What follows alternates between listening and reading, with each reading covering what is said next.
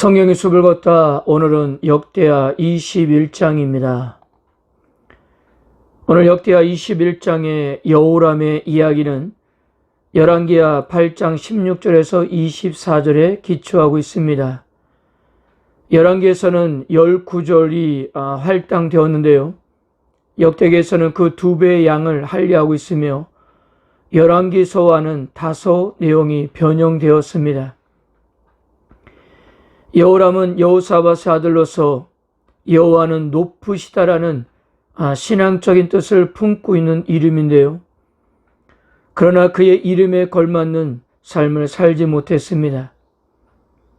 아버지 여호사밧이 4~5년간 섭정을 하다가 여호사밧이 죽은 후에 단독 통치를 시작하면서 형제들을 살해하고 우상을 적극적으로 섬기는 등 악행을 일삼았습니다. 2절에서 3절을 보면 여호사밧은 장자인 여호람에게 왕위를 넘겨주고 나머지 아들들에게는 충분한 경제력과 견고한 성읍을 선물로 줬는데요. 이것은 아들 여호람의 왕권 강화를 위해 전략적으로 배치했다고 볼 수 있는 것입니다. 왜냐하면 견고한 성읍이라 함은 성벽과 방어 진지를 갖추고 있는 도시로서 군사적인 요충지에 위치하고 있었습니다. 이러한 성읍들을 여호람의 왕의 형제들이 담당했다는 것은 왕권 강화와 나라의 안정을 위해서였습니다. 그러나 정작 여호람 왕은 그렇게 생각하지 않았던 것 같습니다. 함께 나라를 다스렸던 아버지 여호사밧이 죽고 단독으로 통치를 시작하면서 자신의 정치적 입지를 굳히기 위해 잠재적으로 위협이 될 수 있는 형제들과 신하들까지 모조리 죽였기 때문입니다. 그럼 여기서 한번 생각해 볼 수 있는 것은요, 의로운 여호사밧과는 다르게 여호람은 왜 이렇게 잔인함을 보였을까요? 르호보암을 생각해보면 그는 장자에게 왕위를 넘겨주지 않고 자신이 사랑했던 아내 아들에게 왕위를 넘겨주었습니다. 그러나 여호사밧은 율법에도 명시한 대로 장자에게 왕위를 넘겨주었고 그의 왕위를 견고하게 하기 위해서 가장 믿을 수 있는 나머지 동생들에게 주요 군사적 요충지를 맡겼던 것입니다. 그가 왕위에 올라가면서 이것에 대한 충분한 이해가 있었을 텐데 왜 이렇게 말도 안 되는 잔인함을 보였을까요? 아마도 그의 아내 아달랴의 영향이었던 것 같습니다. 아달랴는 유다 형통의 다른 왕비들에게 태어난 왕족을 없애는 일을 조금도 주저하지 않았기 때문입니다. 이제 보겠지만 그의 아들 아하시아가 죽은 후에 왕족의 혈통을 완전히 없애버리려고 한 것을 통해서도 알 수 있는 거예요. 이세벨이 북이스라엘의 아합 왕에게 조언을 했듯이 아달랴도 여호람에게 조언을 해서 아마도 이런 끔찍한 악을 저질렀을 것입니다. 성경 기자도 이 점을 놓치지 않았습니다. 6절입니다. 그가 이스라엘 왕들의 길로 행하여 아합의 집과 같이 하였으니 이는 아합의 딸이 그의 아내가 되었습니다. 그가 여호와 보시기에 악을 행하였으나 여호람이 가야 할 길은 하나님을 경외하였던 아버지 여호사밧의 길이었는데 그는 이스라엘 왕들의 길로 행하였습니다. 우상을 섬기며 악한 삶을 살았던 이스라엘 왕들의 삶의 방식을 따라 살았던 거예요. 이 이스라엘 왕들의 삶은 하나님께서 가장 혐오하시는 삶이었는데요. 여호람이 그 길을 가게 되었던 것입니다. 그리고 여호람에 이렇게 된 것은 바로 아합의 딸인 아달랴가 그의 아내가 되었기 때문이었어요. 그러나 다행스러운 것은 여호람이 아합의 길로 행하였음에도 불구하고 하나님께서는 다윗의 언약을 기억하였습니다. 7절입니다. 여호와께서 다윗의 집을 멸하기를 즐겨하지 아니하였으면 이전에 다윗과 더불어 언약을 세우시고 또 다윗과 그의 자손에게 항상 등불을 주겠다고 말씀하심이었더라. 성경기자가 이렇게까지 표현하고 있는 것은 여호람의 죄가 남한국의 멸망을 초래할 정도로 심각했다는 것을 알 수 있는 것입니다. 그러나 하나님은 한번 약속하신 말씀은 변개치 않으시고 꺼져가는 불씨를 끄지 않으셨던 거예요.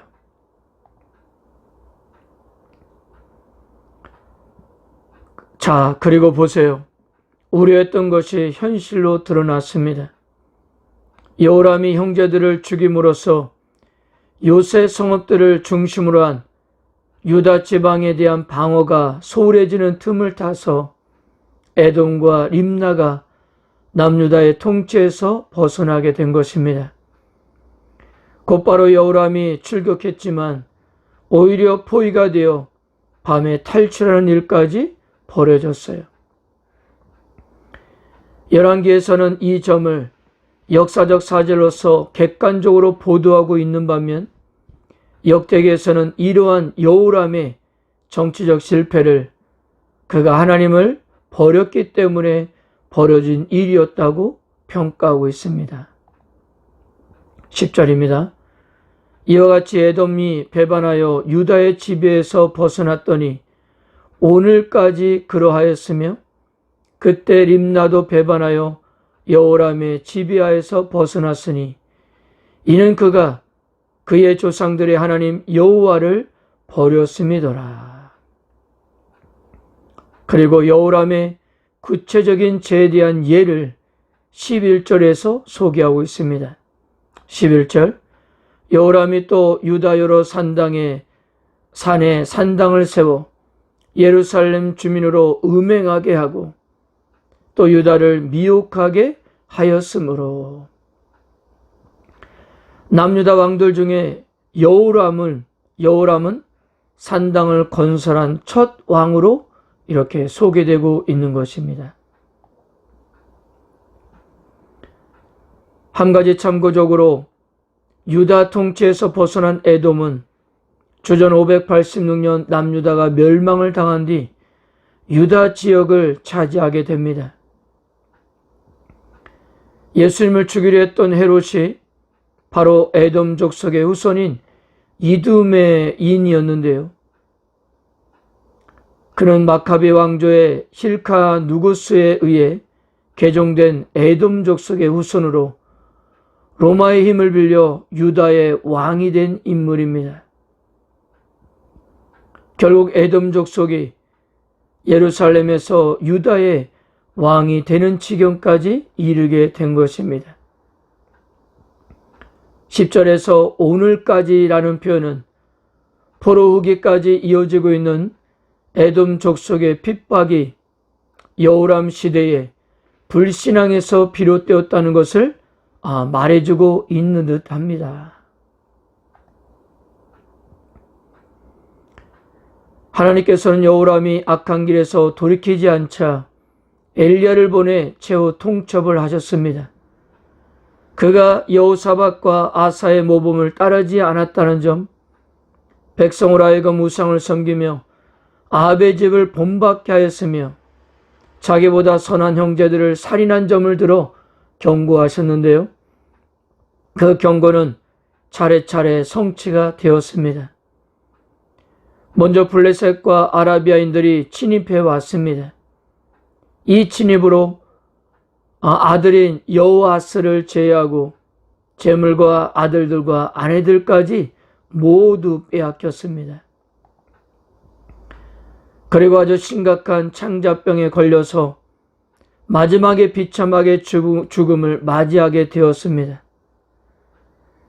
그는 분명 하나님께로 돌이킬 수 있는 기회가 있었음에도 마지막까지 돌이키지 않았어요.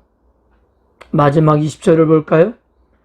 여호람이 32세에 즉위하고 예루살렘에 8년 동안 다스리다가 아끼는 자 없이 세상을 떠났으며 무리가 그를 다윗성에 장사했으나 열왕의 묘실에는 두지 아니하였더라.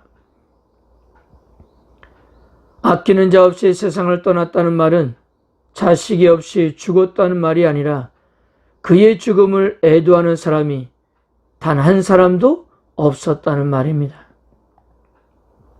19절에서도 보면 백성들은 왕이 죽었으나 경의를 표하지 않았습니다. 그래서 분향하지도 않았고요. 그리고 열왕의 묘실에 모시지도 않았어요. 즉 여호람의 시신을 유다 다른 왕들의 시신과 함께 둘 만한 가치가 없다고 판단을 했던 것입니다.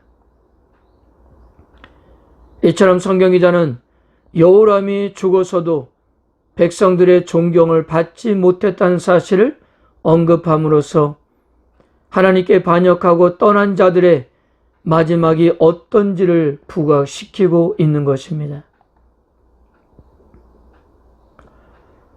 사랑하는 성도 여러분, 여호사밧의 아들 여호람은 유다의 왕이었음에도 하나님을 전혀 의식하지 않은 삶을 살았습니다. 하나님이 두려워서 가던 길에서 돌이켰던 여호사밧과는 달리 그는 하나님을 두려워하지도 의식하지도 않았습니다. 아마도 앞에서도 이야기한 것처럼 그의 아니었던 아달랴의 영향이 컸던 것 같아요.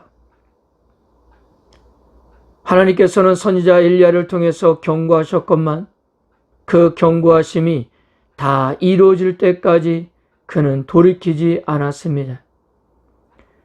결국 하나님께 버려진 그는 백성들에게도 버려져 명예롭지 못한 죽음을 맞이했던 것입니다.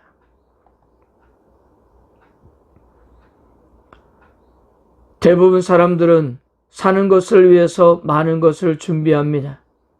살 집도 준비하고 먹을 음식도 준비하고 입을 옷과 자동차도 준비합니다. 하지만 죽음을 미리 준비하는 사람은 드뭅니다. 그렇다고 우리가 장례식을 준비하는 말이 아닙니다.